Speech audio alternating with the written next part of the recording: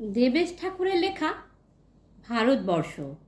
ভারতবর্ষ মানে কোনো আর্ট পেপারে আঁকা জল রঙের মানচিত্র নয়। ভারতবর্ষ মানে শুধু হর্ষবর্ধন কিংবা বাবরির বিজয় বার্তা নয়। ভারতবর্ষ মানে বিজয় সিংহের জয়ের ফ্যাসিস্ট গৌরব গাথা নয়। ভারতবর্ষ মানে শুধু মীনাক্ষীপুরম কিংবা জামা মসজিদ নয়।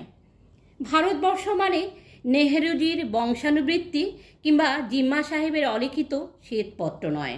ভারতবর্ষ মানে এক ভালোবাসা, আমার তোমার শব্দের সঙ্গীতের, জীবনের আকাশের মাটির।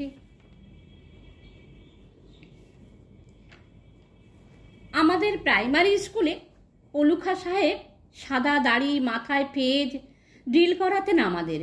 ডান বা ডান বা ডান বা সস্নেহে সতর্ক করতেন, বাবা সকল পার হাত মিলিয়ে মিলিয়ে ফেলো।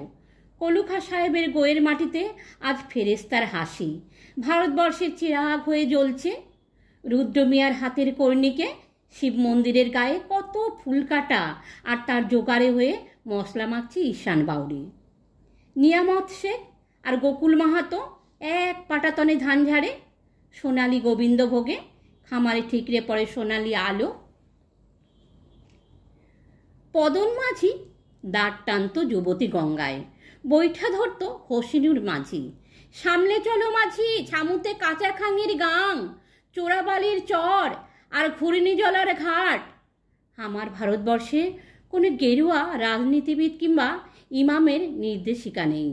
এখানে কোনো সংহিতা হাদিস ছাড়াই কোজাগরি চাঁদের অকৃপণ আলো পড়ে ঈদগাহের উপর, আর রমজানি চাঁদ তুলসী মঞ্চের গায়ে পূর্ণ আলো দেয়।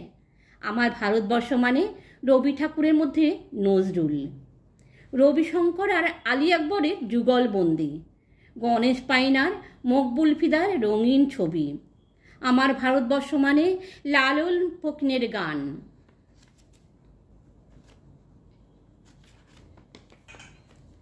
আমার ভারতবর্ষে আমি শুনেছি মোহাম্মদ রফির সঙ্গে লতার ডুয়েট, দেখেছি পাল্লা দিয়ে আজহারের সঙ্গে সচিনের দৌড়।